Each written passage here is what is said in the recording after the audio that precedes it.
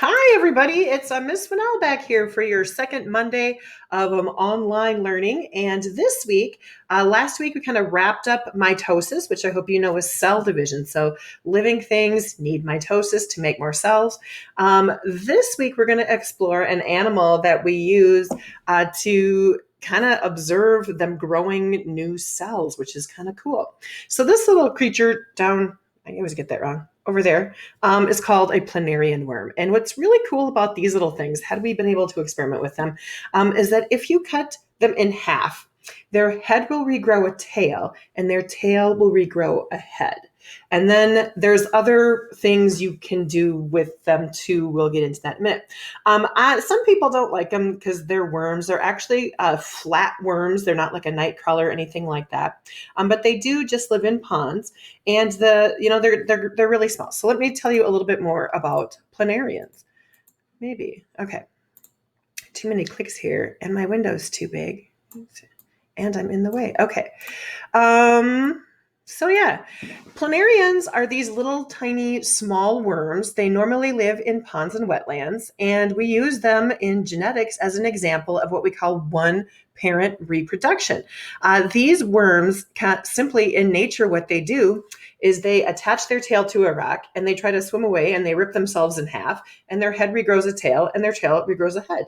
And voila, you have two worms. And so out in nature, this is one way that these worms make more of themselves. So a lot of kids, you guys are going to get out of having to cut them, or you're not going to, whichever way you're looking at it, if you're happy or not happy about that. But they're really interesting little creatures. This is a picture I took of planarians that we were working with a couple of years ago. I had put basically a little bit of egg yolk in here. So this is maybe like half an egg yolk. So to give you an idea of how big or small these are, really small, teeny little worms.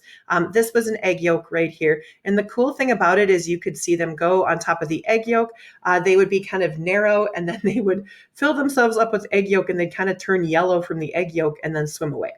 This tiny little, I think, kind of interesting worms. I think they really are cute, and you guys are not going to have to physically work with them. I wish I could send a shipment of planaria worms out to everybody's house, but we probably won't do that.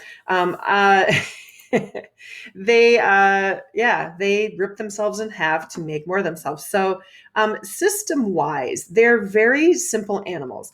Digestive system, they actually have this thing called a pharynx, this tube that comes out of the middle of their body.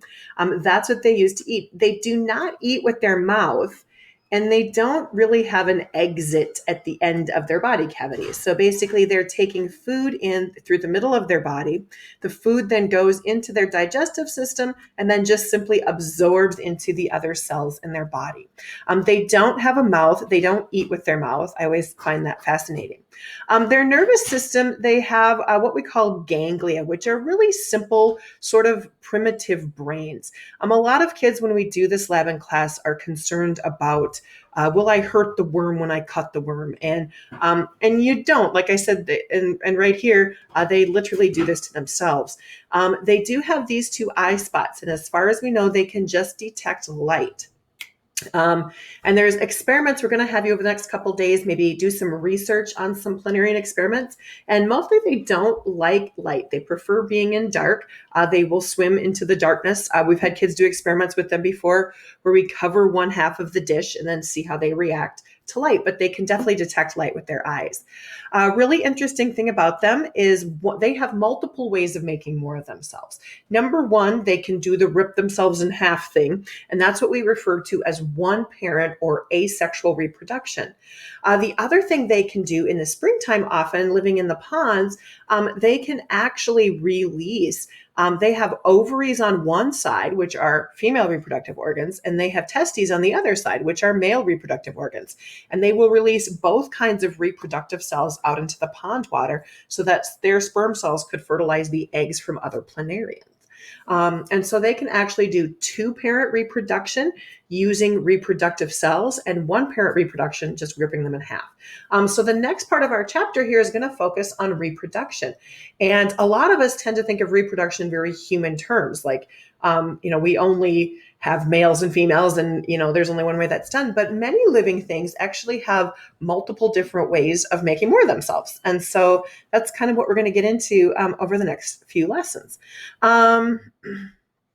Let's see, that's about all I want to say about that. So cool thing about them is that if you do any experiments, this one is actually showing what is happening. If we take a planarian worm and we cut it, my daughter's making noise in the kitchen.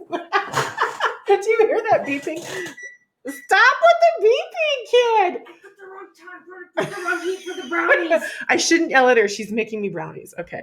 This bugs me. Okay. She's making me brownies. Okay.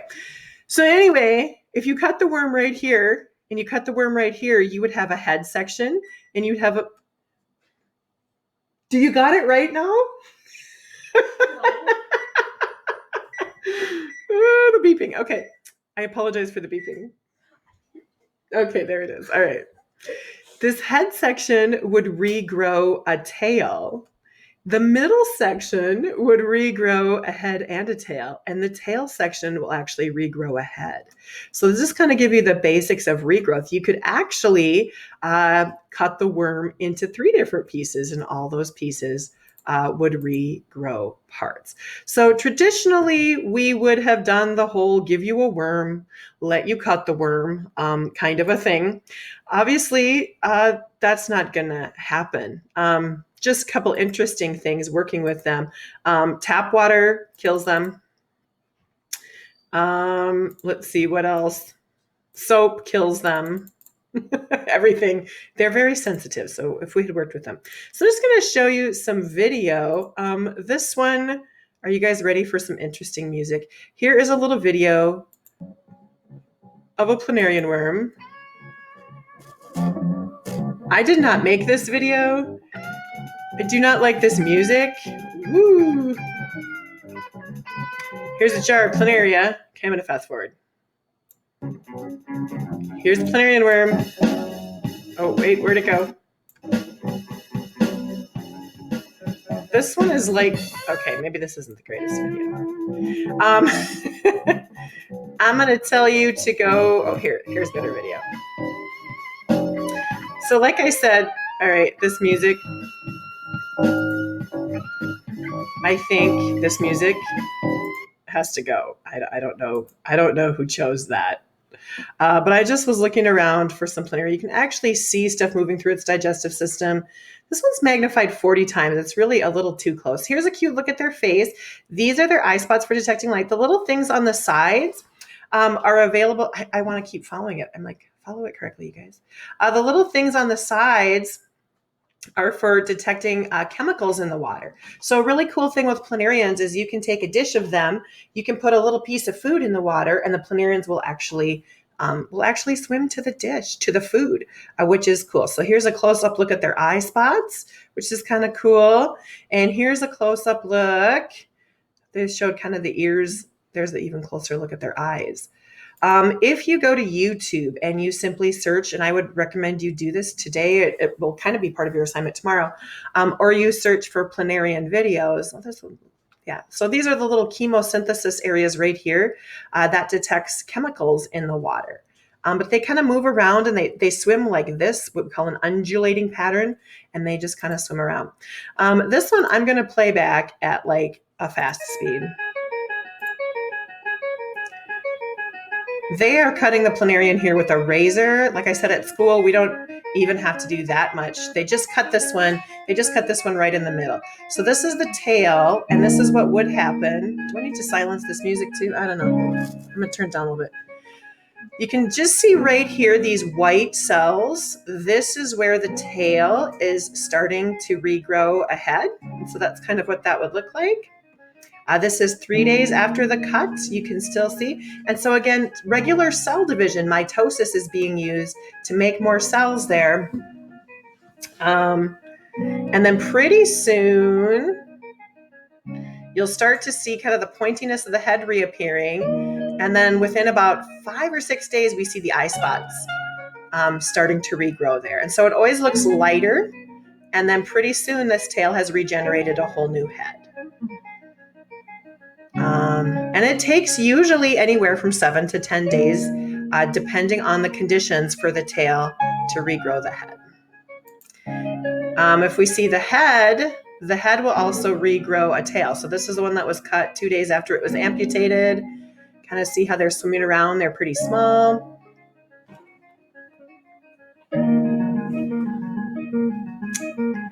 And then again, about a week after it's amputated, I'm going to fast forward this a bit, you will actually see a full tail coming back. And now you have 2 fully formed worms. By the way, these are genetically, pause this video just for a second. These 2 new worms would actually be, oh, I don't know what this is. I don't want this. All right. Would actually be genetically the same. And so once you cut those worms, those 2 worms would be genetically the same. So at this point, if you want to go ahead, after you kind of watch my introduction here, if you want to go ahead and click the link for the Google Doc, there's a Google Doc that looks like this. And it's a form that says, what is a planarian? And if you want to go ahead and read that on your own and then answer the questions, you're good to stop the video at this point and then go ahead, just read more of the information sheet, more about planaria, and then go ahead and answer the questions. If you want to keep watching, I am going to read I'm going to read this, and then I'm going to read the questions. So if anybody is interested in just listening while I read it, that is another option that you can do. All right. So again, go ahead and stop the video at this point if you want to go and click on the link and answer the questions on your own. All right. So I'm just going to read this sheet for those of you who would like me to read it to you. So it says, what is a planarian? Planaria are free living flatworms that live in quiet ponds or bodies of water. In some areas, you can even catch a few planarian. By the way, planaria is more than one worm, and planarian is just one worm of these. So it's the plural, is planaria. Anyway, you can put a piece of liver on a fish hook and a sinker and drop it in the water. Wait a few minutes and pull the liver out, and you may find tiny little black worms feasting on the meat. Like all flatworms, planaria belong to the kingdom Animalia. They're animals, and the phylum Platyhelminthes. Platyhelminthes, that's a big word. I'm never going to ask you that in the quiz or anything. But it's all worms that are flatworms. This phylum also contains parasitic flatworms like the tapeworm. We learned about that in our parasitism chapter earlier, and the liver fluke. Free-living flatworms like the planaria are grouped into class Turbellaria. The most common species studied in this lab, in the lab is the brown planaria called Degiza. This animal has an acoelomate body. That means it has no internal cavity to hold its organs. It has no anus, that's a body exit, and it lacks a circulatory system. That means it doesn't have a heart or blood vessels or anything like that.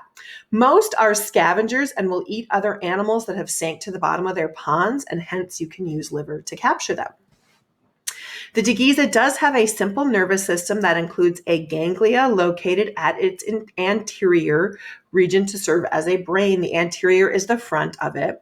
As such, the Degiza exhibits the trait of cephalization, where the majority of its sense organs are located in the anterior region. So this means this is a very simple animal, but in most of its organs, its sense organs, its eye spots, and its chemical sensors are all on its head. So having your sense organs on your head like we do, that's called cephalization. Cephala means head.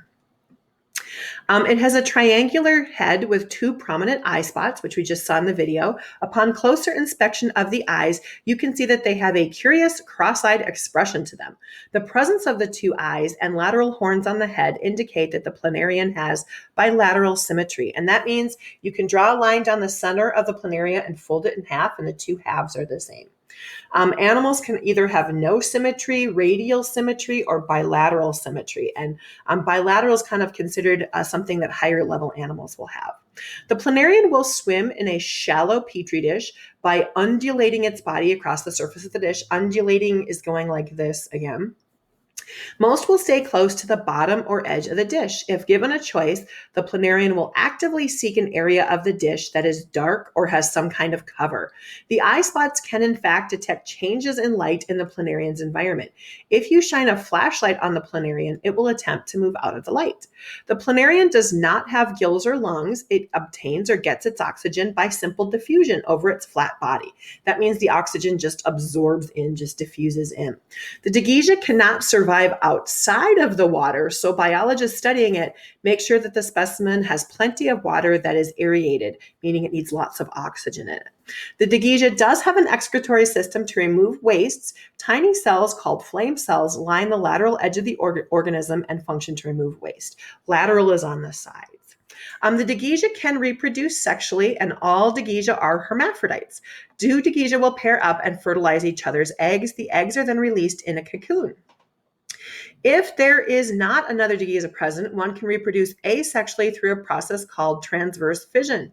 The organism will pull itself in half, and the tail portion will regenerate a new head, and the head portion will regenerate a new tail. And this process can be replicated in the lab by using a razor blade or scalpel. Don't even need that. I've cut them in half with a spoon before. They're real soft. In a couple weeks, you should have two Dagesia swimming around your petri dish. Actually, we found it takes usually about 7 to 10 days. So questions here. Number 1, what type of symmetry does the Dagesia have is question number 1. And it talked about the symmetry right here. The presence of 2 eyes and lateral horns indicate that the planarian has bilateral symmetry. At this point, if you want to hit pause on the video, scroll down to question 1 and answer that one. That might be a good idea. Question number 2, what term is used to describe how the planarian can regrow its body parts? Regeneration. It says right here, the organism will pull itself in half and the tail portion will regenerate. Regeneration is growing new body parts. Once again, pause, scroll down and answer number 2, and then come back up to the video and I'll read you number 3. Number 3, which of the following is associated with the planarian's nervous system? Is it flame cells or is it ganglia? Well, that was up at the top here. Let's see. The Dagesia has a simple nervous system that includes ganglia. Number 3 is ganglia. Ganglia is a name for a simple brain, very, very simple brain. Number 4, asexual reproduction can occur through a process called transverse fission or binary fission. Right here, the official name for the worm cutting itself in half, it can reproduce asexually through a process called transverse fission right here. Number 5, a hermaphrodite is an animal that can A, asexually reproduce. That means using one parent. B, can regenerate. That means it can regrow new body parts. Or C, has both male and female parts. Right here, it says the Dagesia can reproduce asexually through that regeneration process. So asexual reproduction is going to be B, that can regenerate. Oh, wait, back up the bus. It's asking me what I thought. I got confused. Number 5, a hermaphrodite is an animal that C, has both male and female parts. That definition is right up here. Hermaphrodites do have both male and female parts. I'm scary. Number 5 is C. Number 6, the Dagesia belongs to which phylum? If we scroll back up to the top, it says here, like all flatworms, Planaria belong to kingdom Animalia and phylum Platyhelminthes. Say trying that 6 times fast. Platyhelminthes. So number 6, Dagesia belongs to the phylum Platyhelminthes. Number 7, I'm wondering if you can remember this one from the top. How could a person catch a Dagesia? Would it be A, using a net to siphon them from the surface of the water, or B, using a hook and raw liver to attract them? Can you remember what it said at the beginning of the article? It says, in some areas, you can even catch a few planarian by attaching a piece of liver to a fish hook. There we go. Number 8, an animal that has no internal body cavity to hold organs is called A, a hermaphrodite, or B, an acoelomate. Well, up here, if we look at the word acoelomate, I think that was up here. Where was it? Oh, right here. The animal has an acoelomate body. It has no internal cavity to hold organs. So number 8, an animal that has no internal body cavity to hold organs is called an acoelomate. Hermaphrodite means they're male and female at the same time. That was an earlier question. Number 9, how does the Degygia get oxygen? Is it A, through diffusion, B, through gills, or C, with its flame cells? If we look up here, it says it obtains oxygen by simple diffusion. And diffusion, once again, is just absorbing the oxygen through its skin. So number 9 is diffusion. Number 10, the Degygia will tend to stay in what areas? Does it like dark areas, light areas, or warm areas? Up here it says, if given a chance, the planarian will actively seek an area of the dish that is dark. All right. So hopefully that helped you with the questions and you were able to click in all the right answers. If you submit it and you got some wrong, I would say right away, go in there, look at the ones you got wrong and fix them. Come back and watch the video if you need to. Hopefully you guys all have a great Monday, and that's it for today.